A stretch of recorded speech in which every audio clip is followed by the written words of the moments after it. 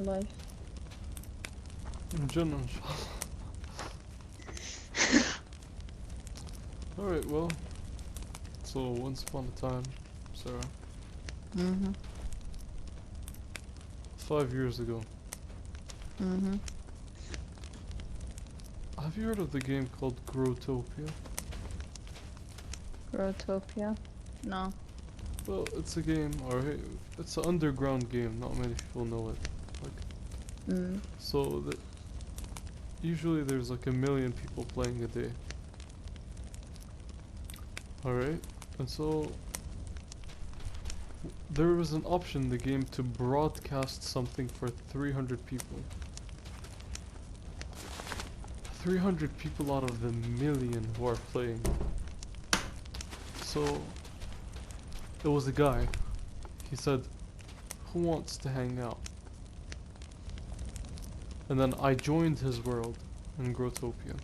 I happened to be one of the 300. Mhm. And so, we talked for a bit. We both were chill together. And then I told him I was Jordanian when he asked me where I'm from. And then he was like, "Oh wait, I have this Jordanian girl that I talk to here as well." I was like, "Cool." And then he was like, "Wanna talk to her?" And I was like, "Yeah, sure." So about 3 days later, a week later, I forgot. He introduced me to a girl named Tala. Alright. Mhm. We talked and we were really in sync, you know, Jordanian to Jordanian. We talked about everything, men stuff and stuff. Oh yeah. So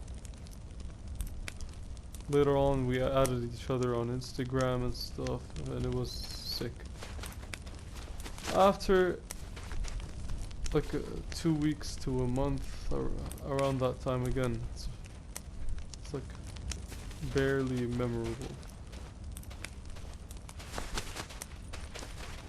She introduced me to her sister. Tala introduced me to her sister. Who do you think her Mhm. sister was?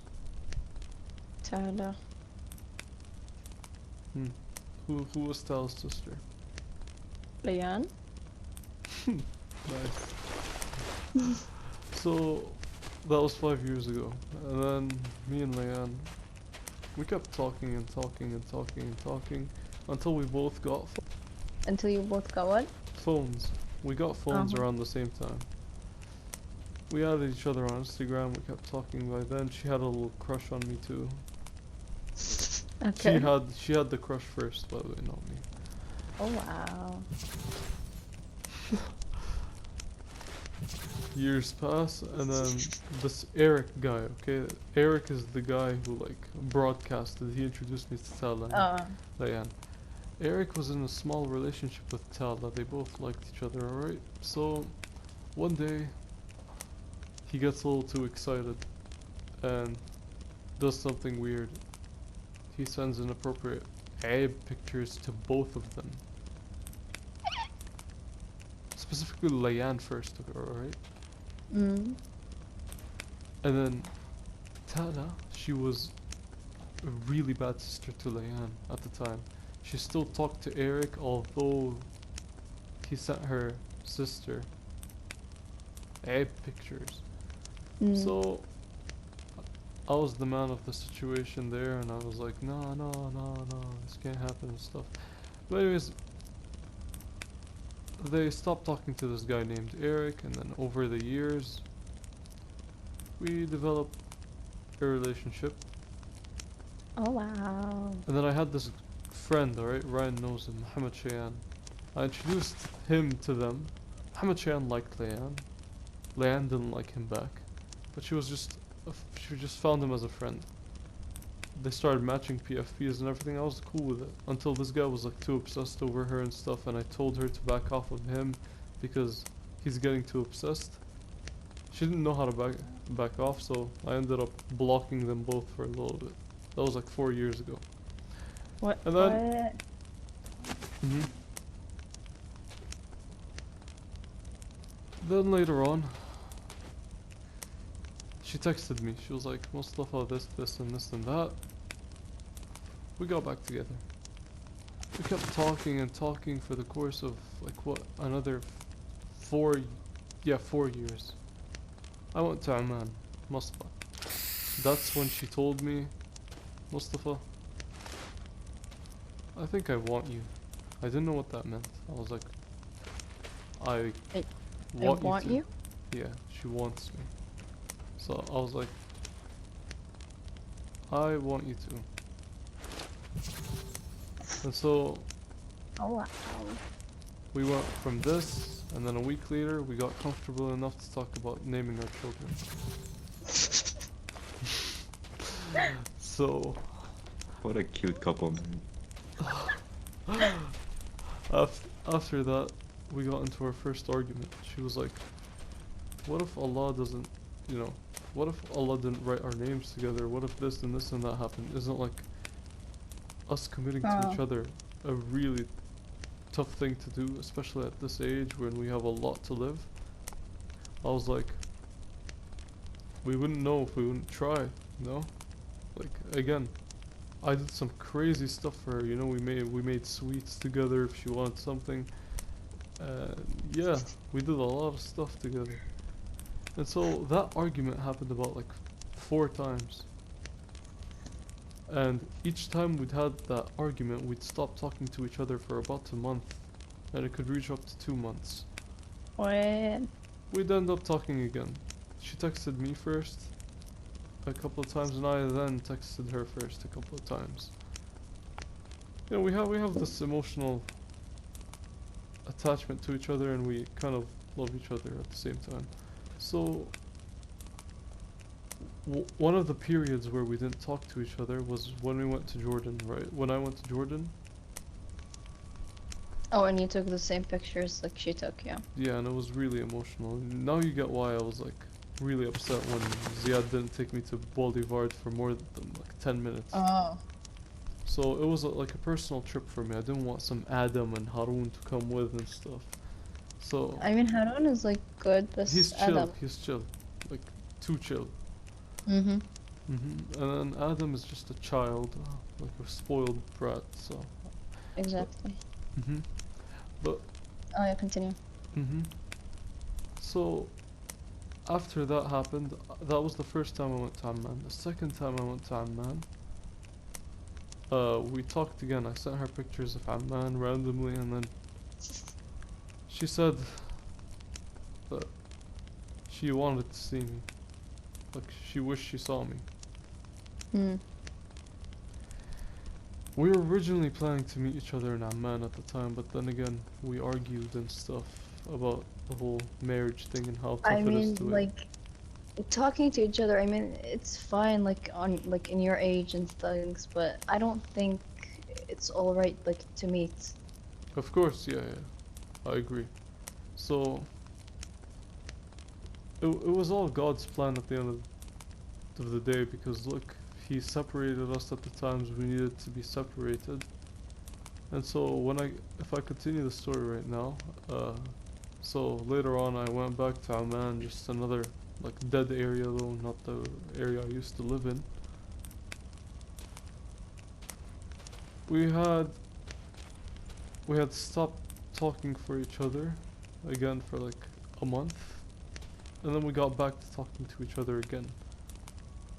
Now, this time, I talked to her about it like really straightforward, but it was really harsh on me because, you know, I wasn't. Yeah, it's just really harsh. So.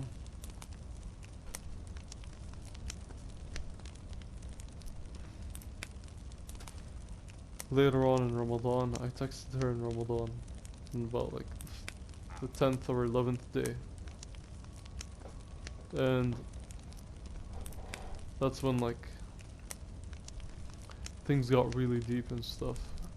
And then I was so anxious about it that me and Ryan got on a call. I texted her about the issue. I was like, look, what's the point of all of this if, you know, we don't end up being together in the future? And she told me, look, Mustafa, I've always loved you, but I was just afraid to, want to commit because I don't want us to hurt each other if this doesn't end up working out. And so what we did is that we decided to go with the flow, but at the same time, we put each other in consideration. Like,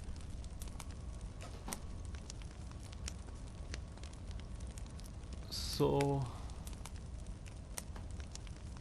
we talked again and again.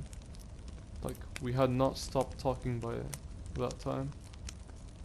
It was the time where we argued, but we didn't get separated. So it was really successful. She then told me, Mustafa, look, no matter what happens, even if I kill your family or you kill mine, we have to meet each other in Amman when you come. And so, about 4 days ago, right? This entirety of Ramadan and the past 3 months, just in general, Mm-hmm. I've felt this really heavy weight all around my body, especially my heart. It's like it's not in the right position because it just worried me a lot and a lot, Even when I pray, like praying and Ryan were like the things I would go to feel a bit of just something comforting, for a bit. And so I realized that when I'm in sujood, when I'm prostrating, I'm asking Allah to help me in what? Sinning? I'm asking him to help me with sayyi'at. Like, oh God, please make it work out. How do I expect him to give me what I wanted when I'm not doing it his way, Life, there's a saying is that if you fix your relationship with God, then everything around your life Yeah, will it will start be to fixed. And so it got to a point that whenever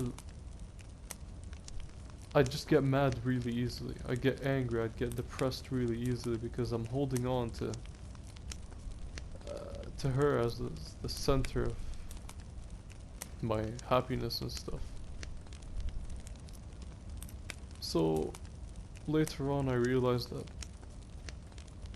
I give her too much of a role in my life, that I've taken my own role away. I didn't put myself into consideration at all. Whenever I looked into the mirror, I said, oh, I'm only looking, do I look presentable for Layan? That's literally how I started to judge myself. Whenever I want to do an action, whenever I even want to do something good for my sister, I was like, this is something Layan would like if she were to see me. I was like, what? This is almost like, what am I doing? Even while praying, I only prayed for the sake of, God helping me with her. Like I used to, the hour before Fajr where Tahajjud, where Allah is like the closest you'll ever get to Him. Like my forehead, it got a little black. I wanted her so bad.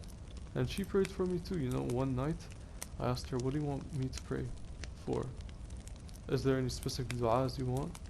And then she was like, oh, I believe you have all, like you have a good intention. You always wish me the best. And then a bit later she was like, oh wait, Mustafa.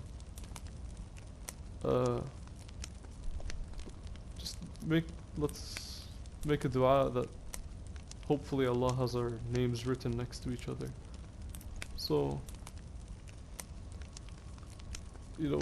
she thinks about me too. Once we said goodnight and then 10 minutes later she was like, wait, Mustafa, what if we cry when we see each other and stuff in Amman? And so all of this, it stacked up to me, and how precious these moments are, and how I don't want this all to fade away, and I don't want to risk it in any way possible.